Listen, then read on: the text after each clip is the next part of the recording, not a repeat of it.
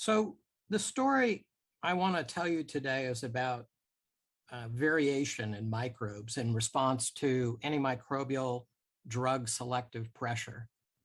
And I want to begin by putting this in a historic context and start with Max Delbruck. Now, many of you know that Max Delbruck was a physicist and then transitioned to work in the early days of molecular biology. He was part of the phage school of biology. And he's famous for an experiment conducted in collaboration with Salvador Luria that's called the Luria-Delbruck fluctuation test. And most of you will have learned about this and many of you will have taught about it. It's a very simple experiment where they grew E. coli bacteria, challenged it with a lytic phage T1, and measured the frequency of resistance.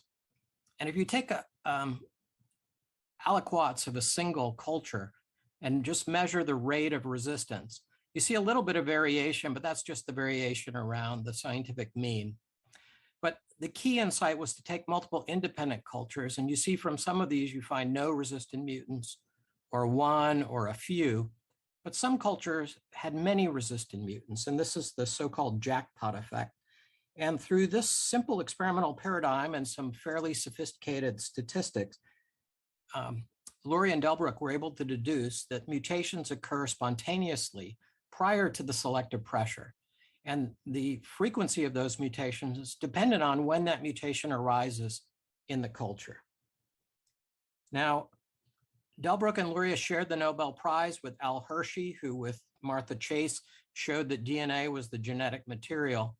And the description for Delbruck and Luria says, for their discoveries concerning the replication mechanism and the genetic structure of viruses. Now, what you might not know about Max Delbruck is that after he won the Nobel Prize, he completely changed his research focus.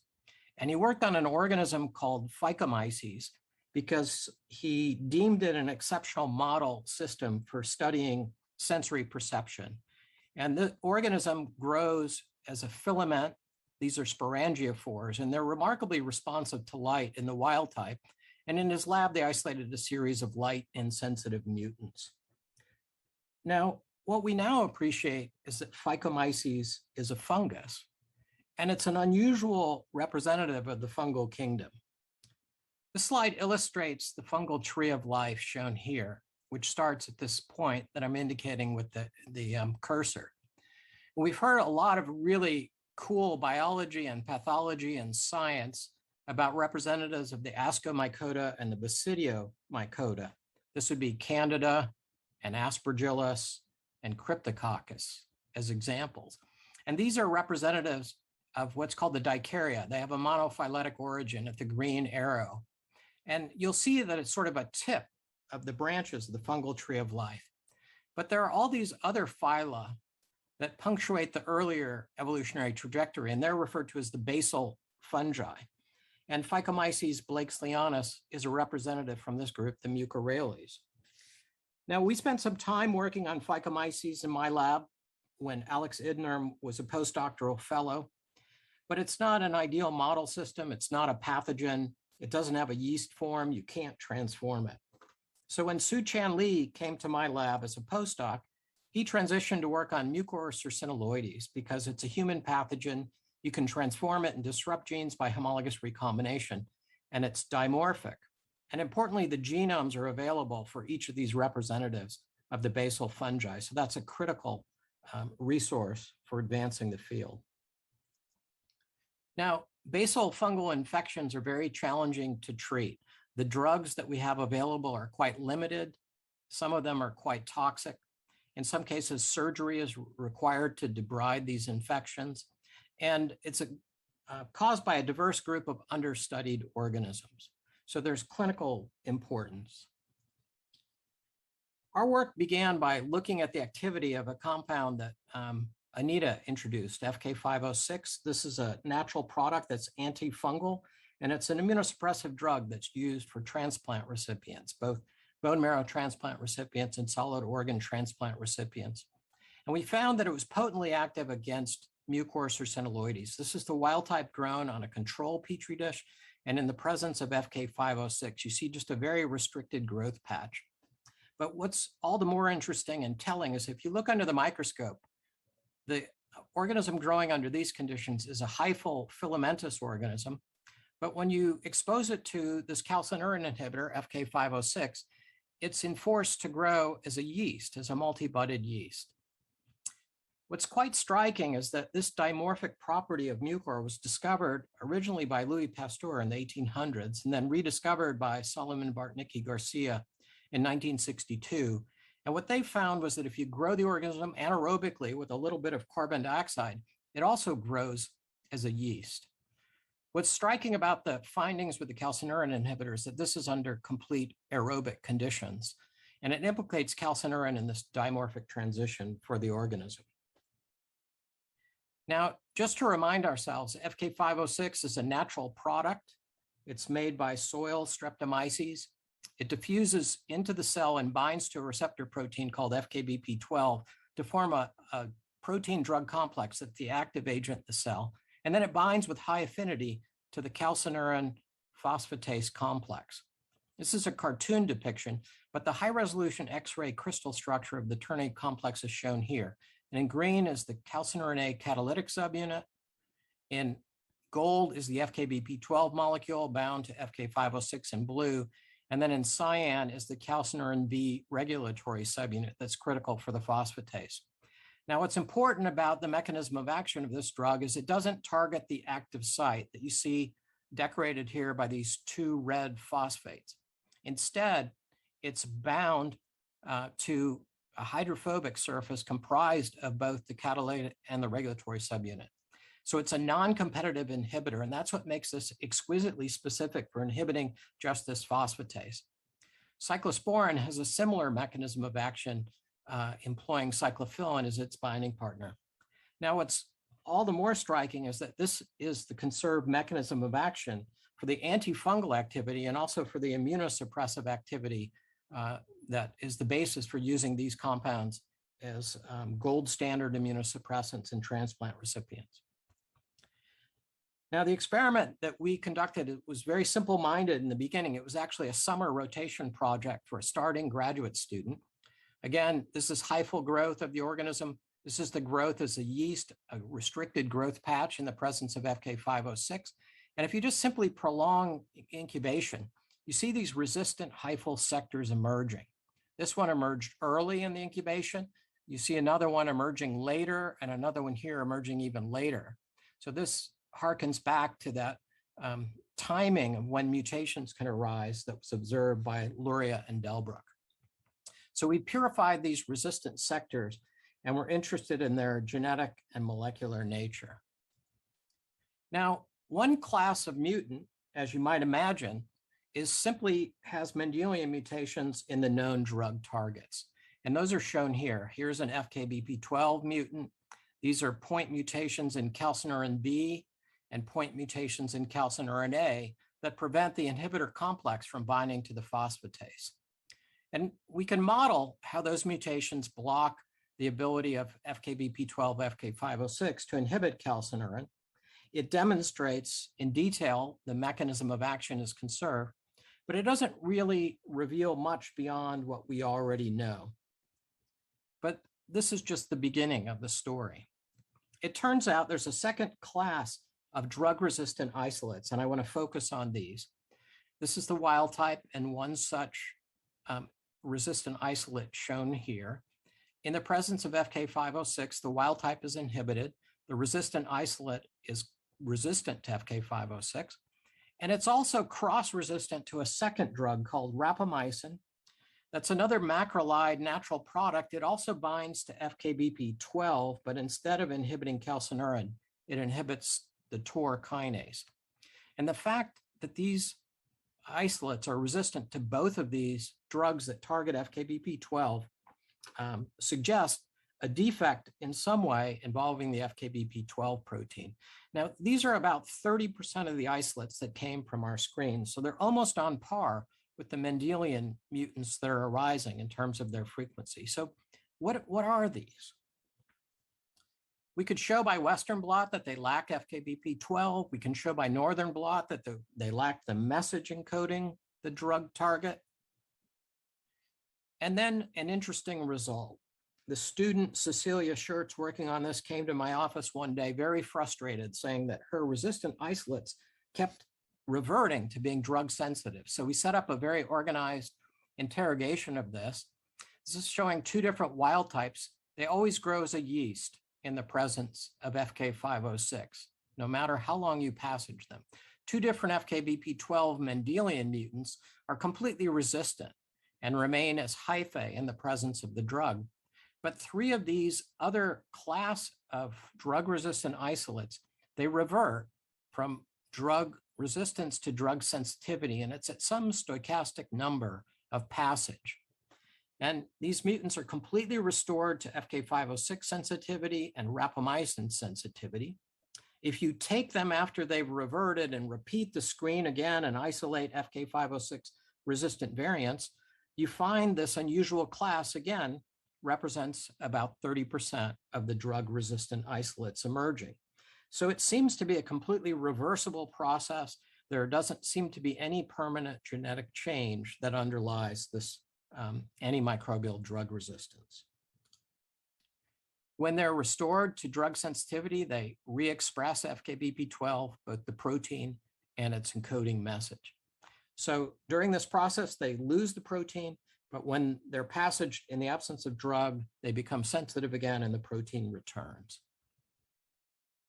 Now, at this stage, we considered a number of possible models, but I'm going to focus on what turned out to be the productive route.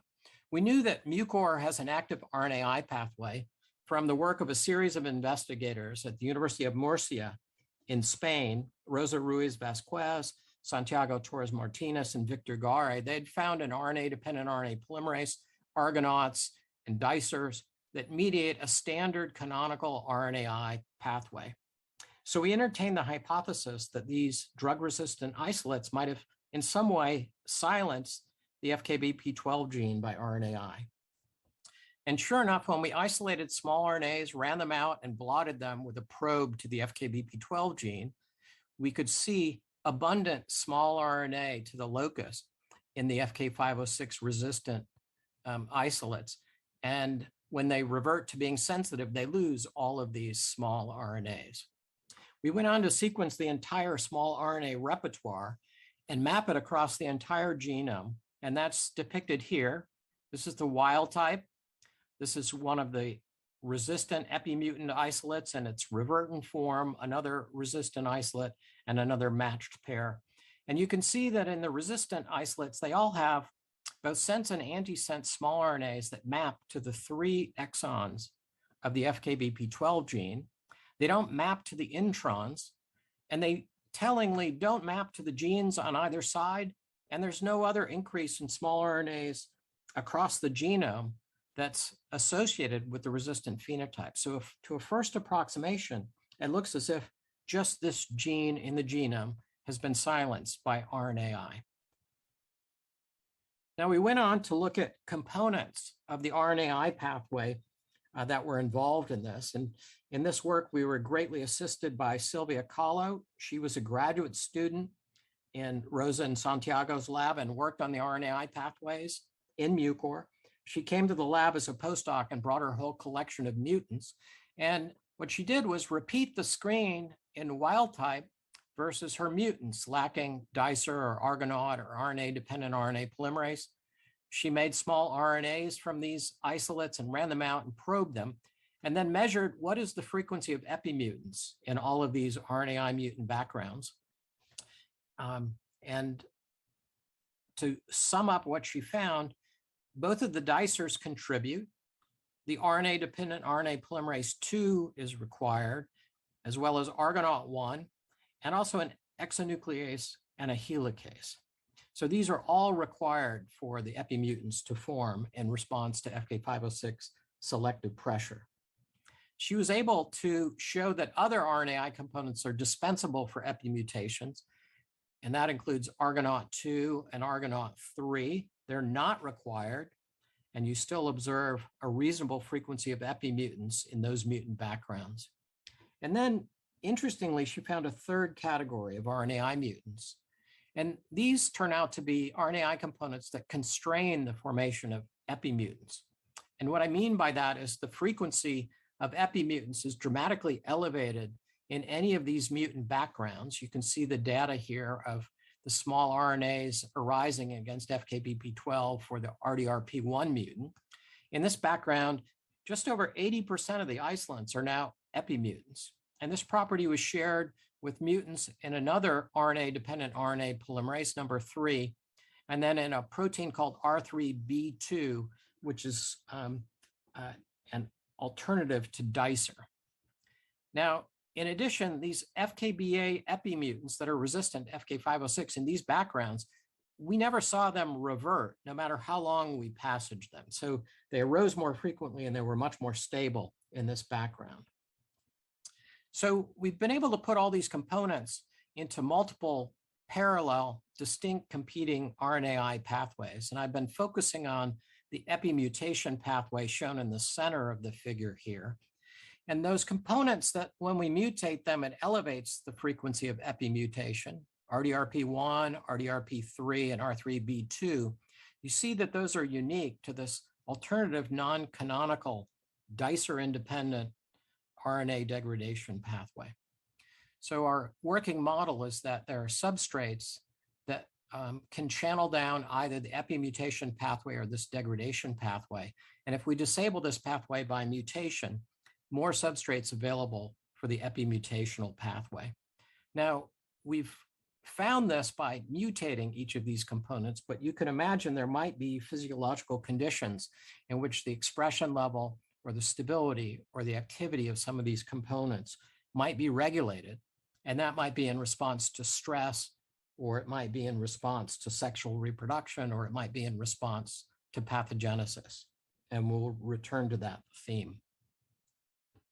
Now, you might be wondering, how did this epimutation pathway ever start? How did the gene become silenced in response to selective pressure?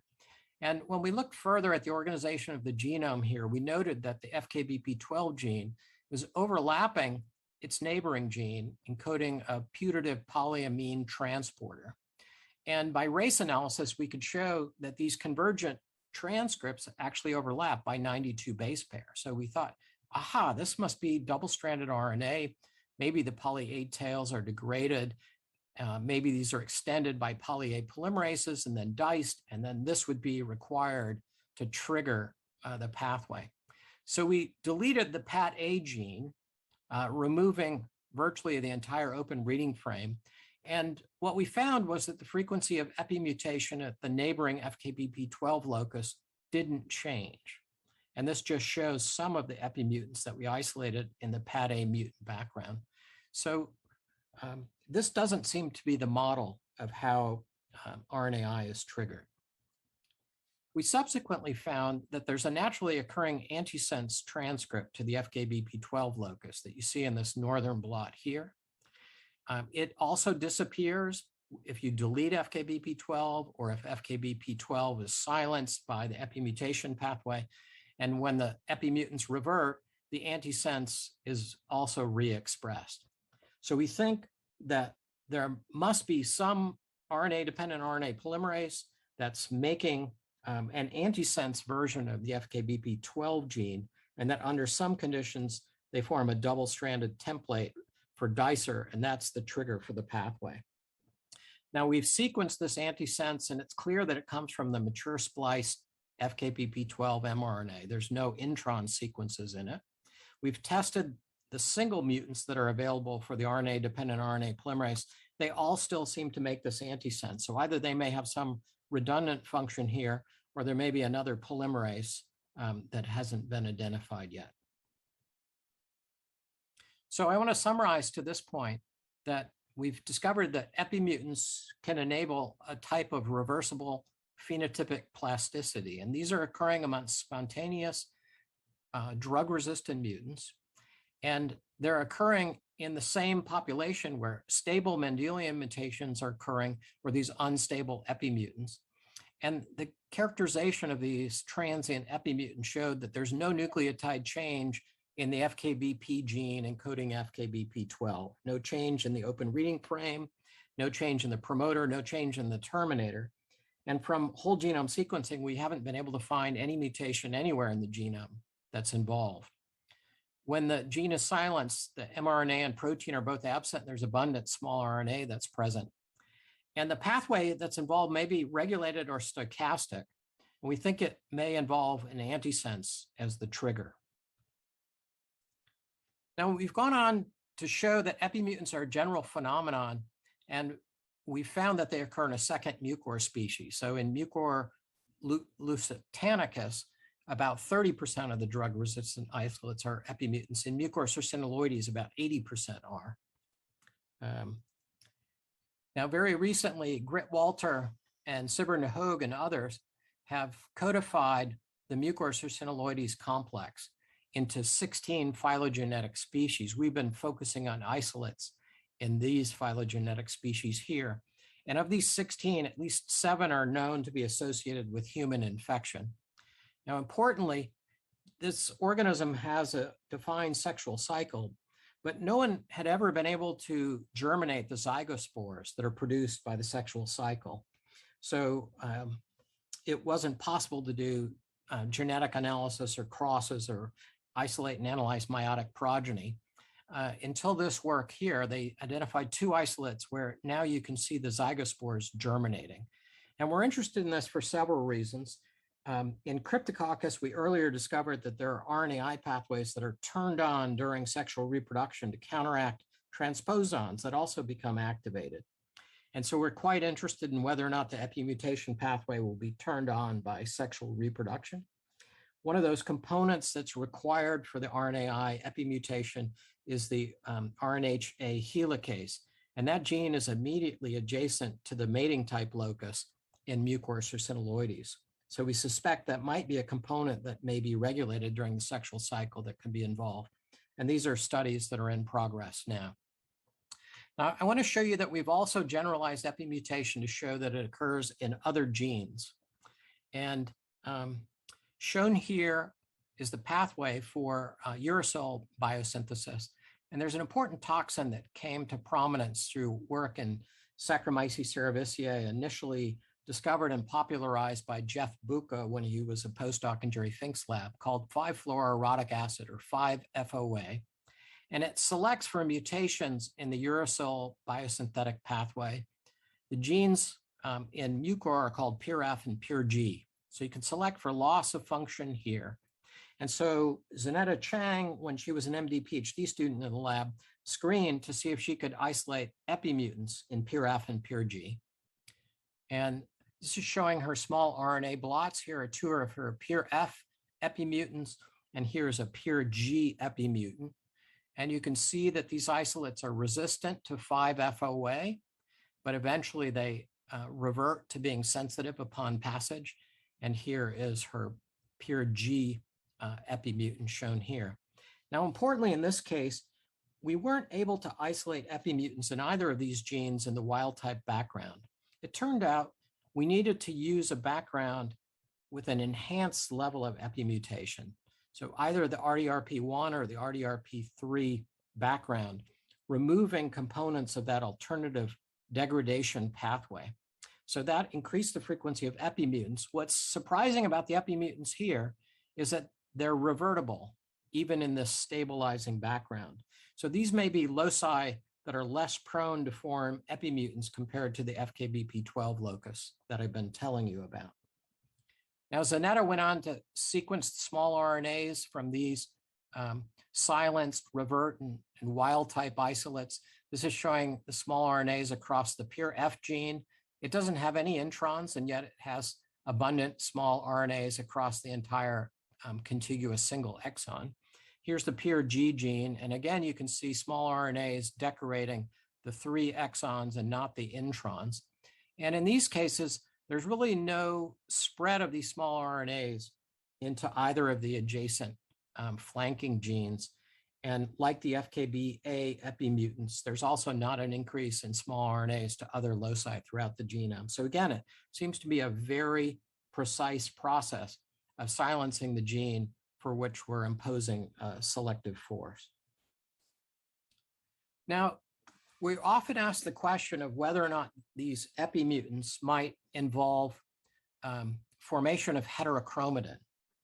And we suspected this was not going to be the case because we saw no small RNAs against the introns, but we proceeded to go ahead and analyze a key mark, H3K9 dimethyl, that's diagnostic for heterochromatic chromatin. These studies shown here were done by CHIP qPCR. This is a control locus from a centromeric region that has abundant H3K9 dimethyl. And then these are the wild type and a matched epimutant looking at the 5' UTR of the FKBP12 gene, two different exonic regions and two intronic regions, and then regions in the 3' UTR. And there's no enrichment of heterochromatin across any of these regions of the gene. We also looked at another FKBA epimutant in different species. This is now by ChIP-seq for H3K9 dimethyl and also trimethyl. There's no enrichment across either the wild type or the epimutant locus, but we can find occupancy of the gene by RNA polymerase II, both in the wild type and in the epimutant. So this is completely consistent with what's been termed post-transcriptional gene silencing. These are some of the controls showing a transposable element that's unique to the centromeric region, showing that it's heterochromatic and abundantly decorated by H3K9 dimethyl and trimethyl, and depauperate for RNA polymerase II, as you might expect for a heterochromatic region. And we've done the same type of studies for the PRF and PRG epimutant. And again, we see no enrichment of the heterochromatic mark across the locus when it's silenced. So this epimutation pathway seems to be independent of heterochromatin, but completely dependent on RNAi. Now, I want to go on to tell you some experiments about looking at these epimutants in the context of infection in a murine animal model. This was work of Zanetta Chang when she was an MD PhD student in the lab. And in the left half of the slide, it was a straightforward experiment of taking an FKBA drug-resistant epimutant, infecting mice, and recovering colony-forming units from the brain or the liver following infection and other organs as well, and then just simply asking, is the epimutant stable during the infectious process? And you can see from the liver, spleen, kidney, and lung, this epimutant is very stable. But from the brain, about half of the isolates have reverted to drug sensitivity. So there's some plasticity in the brain.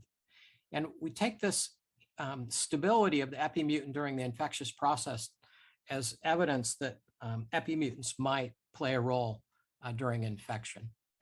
Now, the other part of the experiment shown on the right part of the slide was Zanetta infected with a drug-sensitive strain, recovered CFU from all of the different organs, and then just asked, was there any induction of drug resistance during the in vivo course of infection? And what you could see is that from the brain, about 5 to 7% of the isolates are FK506 resistant, a much higher level than in any of the other tissues, which were about at the background level of the spores. So again, something unique about the brain seems to be stimulating formation of epimutants. And these blots are showing some of these epimutants from various tissues. These are the small RNAs to the FKBP12 locus. Zanetta went on to do an additional experiment where she infected mice, recovered CFU from the brain and the liver in comparison to her control stock. She inoculated the CFU in vitro for 4 days, 6 days, and 8 days, and then made small RNAs from all of these and sequenced the entire genomic repertoire of small RNAs. And the goal was to determine, are there any loci where small RNAs are being induced during the infectious process? And remarkably, when this data was analyzed by Carlos and Maribel, they found that there are 7 genes called BEP A through G for brain-induced epimutant that were dramatically induced in the context of the brain and not in the liver or in the control samples. what's remarkable about this is 4, 6, and 8 days of culture post vivo. Now, we don't know whether or not every isolate is silenced for all 7 of these loci, or whether this is a mixture of 7 different epimutants, because this was just a complete mixture of all the CFU that arose out of the sample. And we're going back now to look at individual isolates to see if we can tell whether this is a pattern of all of these genes being silenced simultaneously or individually in different representatives of the population. Now, the BEP-A gene turns out to be a homologue of the MAP kinase that's activated in response to cell wall stress, MPKA. The others may have some conserved domains, but they don't look like they are orthologs of any well-characterized proteins. We're in the process of making deletion mutants of each of these to test these mutants in the animal model and to test whether deletion mutants might enhance pathogenesis. Maybe silencing these genes by RNAi, we can mimic that by deleting the genes. And what you could see in the right panel here is a comparison of RNA-seq analysis that Carlos and Maribel did in macrophages with Mucor lusitanicus, and it's overlaid with these small RNAs against the BEP-A gene in this brain infection experiment. What you can see is, compared to the control, there's a lot less message for the BEP-A gene in the context of macrophages. So we're also interested in whether or not this process might be activated in the context of macrophages, for example. Now, these are comparing experiments that were done in different species. So we're running this again now for a direct head-to-head comparison.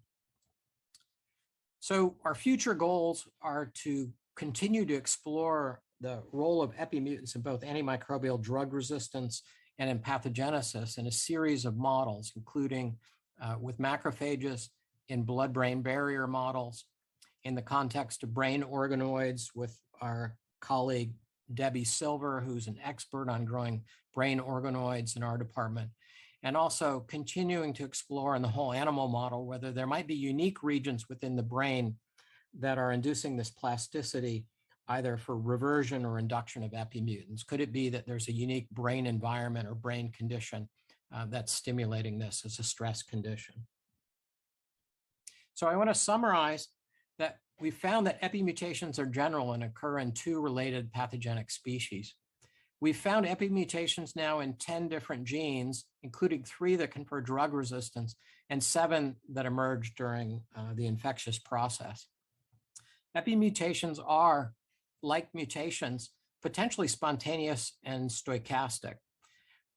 We haven't found induction in response to myriad different stresses in vitro so far, but we have found that they can revert or be induced during experimental animal infections. So there may be a stress condition here that we haven't captured yet in vitro.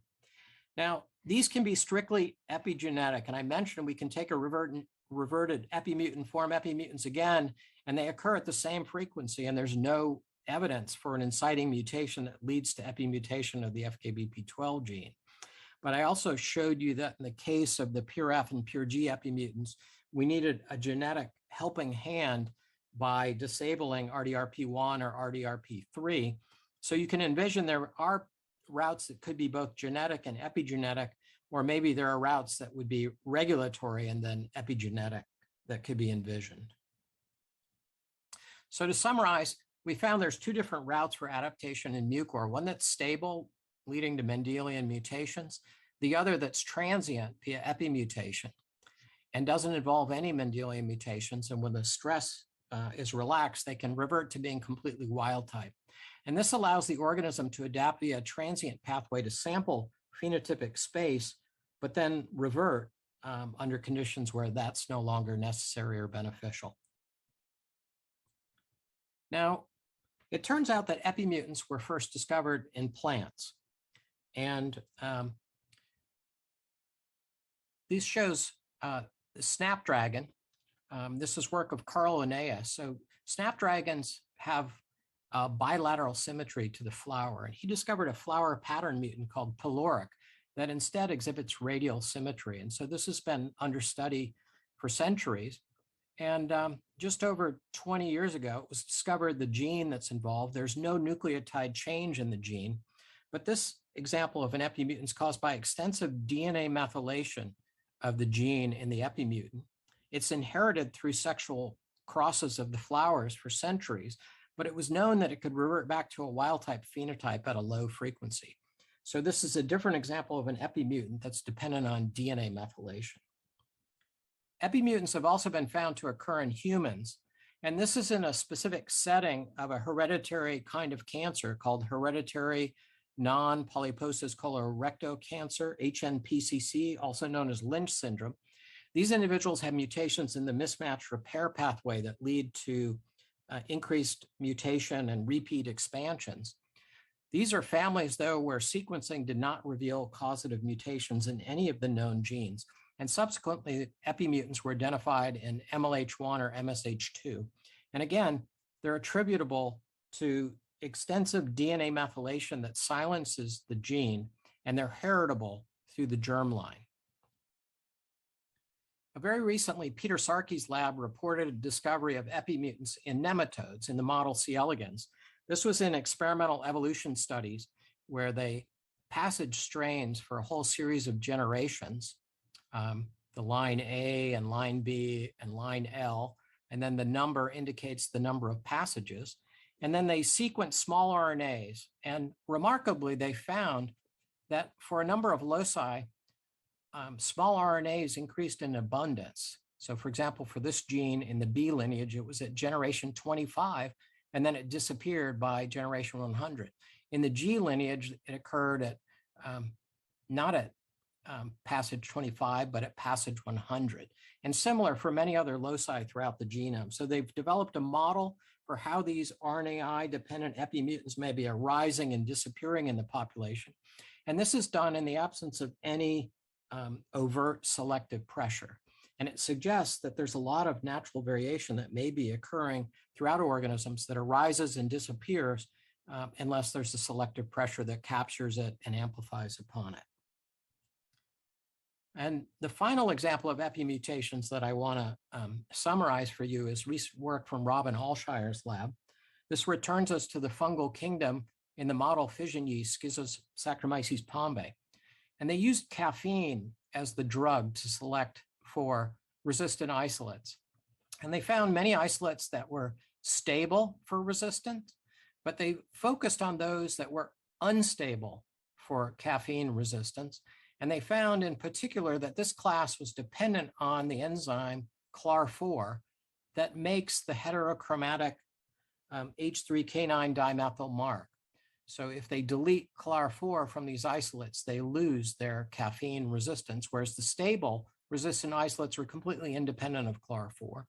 And when they did whole genome ChIP-seq with H3K9 dimethyl as the mark, there's 3 chromosomes in Saccharomyces pombe. You can see this mark is abundant at the centromeres and at the telomeres.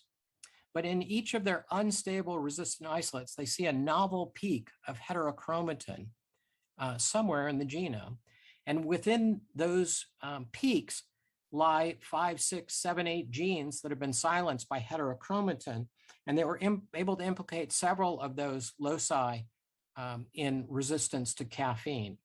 So again, they found that they can treat wild-type fungal cells with a lethal insult. They get 2 different kinds of survivors, Mendelian mutants and resistant epimutants.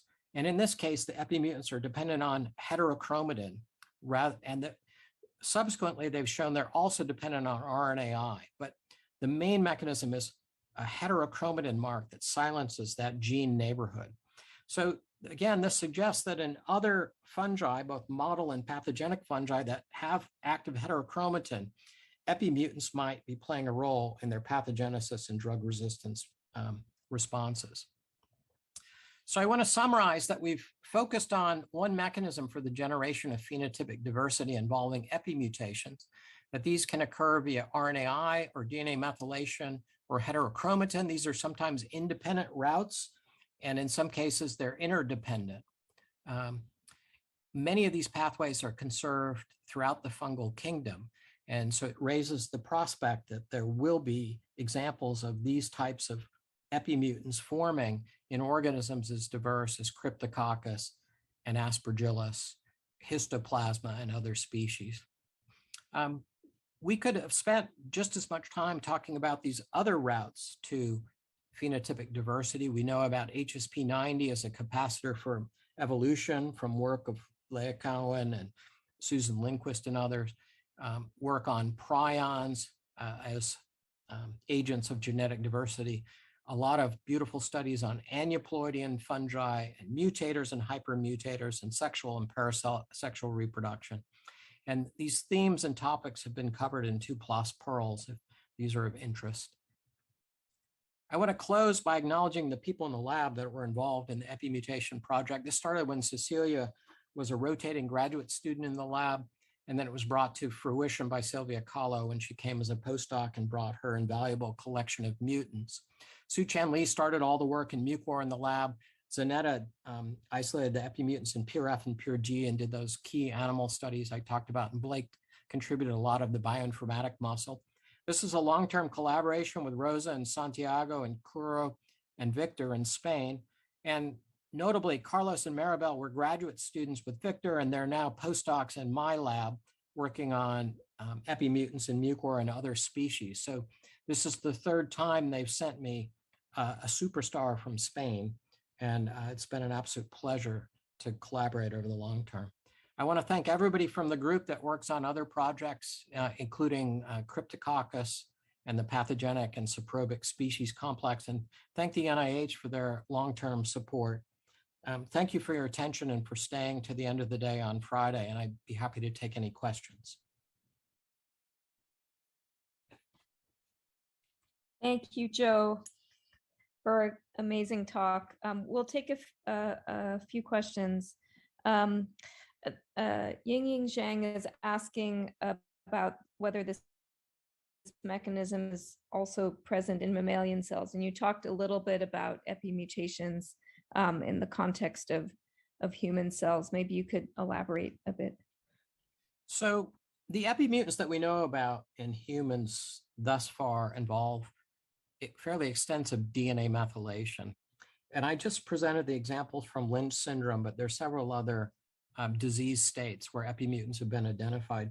I'm not aware of anyone who's identified epimutants resulting from RNAi or heterochromatin in humans thus far. But I don't know how extensively people have looked for that. And a lot of times negative results are not published. We're trying to decide how are we going to publish our results showing that heterochromatin's not involved. But I've been asked that question so many times, I think there must be a lot of people interested in that negative result. Rafael Valdivia is asked, it says, wonderful talk, Joe. Is there a cost to engaging the RNAi pathways as a mechanism of epigenetic silencing? For example, does the frequency of transposable elements increase? So I think there's two advantages of RNAi silencing mechanism. One is Mucor is a multinucleate organism, and the small RNAs can spread throughout the syncytium. And so it's a very effective mechanism in a filamentous pathogen to rapidly silence things, where if you had a loss of function mutation that arose in a single nucleus, it takes a long time for that to become homokaryotypic. The other thing that I think is interesting about this route is that it's not necessarily a complete ablation of expression of the protein. And for the pure F and pure G epimutants, they seem to have kind of struck a balance. They've silenced enough that they can grow on 5-FOA, but they're not strictly uracil oxytrophic. And so I think there are many genes where dampening expression might be of benefit, but abolishing expression might not be beneficial. So we're interested in that aspect of it. I think at the root of Raphael's question about transposons is, are we distracting the RNA pathway enough that it wouldn't be able to do its normal job of controlling transposons? And I don't think that's going to be the case. Maybe at a maximum, maybe 5% of the small RNAs are directed against the silence locus. There's still a lot of silence RNA for all of the transposons. But if you lose RNAi, either in the long term or in the short term, that can lead to a hypermutator state. Shelby Priest has found a couple of hypermutators in the Cryptococcus sequence diversity collection. They're due to loss of an RNAi component and expansion of a transposon. And that leads to a hypermutator state. Okay, we'll take a question from Tobias, and then we'll do Lori Dempsey's question in the chat. Joe, beautiful work. I'm curious about the tissue tropism in your animal infection model and why, you might see this process happen so robustly in the brain, but not at other sites. Could you comment on that? So I think it might be as simple as maybe the organism's replicating more in the brain than in other tissues. So I think that's worth entertaining, that it might just be more cycles. If you were to go through more growth cycles, it's equivalent to more in vitro passages, and that might lead to more reversion. It might also lead to other events being able to turn on. There are also some things that are unique about the brain environment that might be contributing. And people talk about the brain as being immune privileged. I think there's quite a bit of immune activity occurring in the brain. So I don't know that it's as simple as that. But we're hoping that we can recapitulate some of this in some of these more reductionist models, either in brain organoids or in looking at a blood-brain barrier model. And I would say it's early days for that yet. We're just getting started. So Joe, Lori Dempsey is asking, in the vignette of the mouse brain infection model, do you know if this sphingolipid-rich environment causes the stress in the fungi to induce the epimutants? I don't think we've tested sphingolipids, but that's a very interesting question. And there is a large diversity of sphingolipids, so I'm not sure which one we would choose to start with, but Maurizio Del Poeta is a real expert on sphingolipids, so he might be somebody we could confer with. We're excited about testing the sexual cycle because this has just become possible. And in Cryptococcus, the activity of the RNAi pathway is induced about 100-fold during the sexual cycle.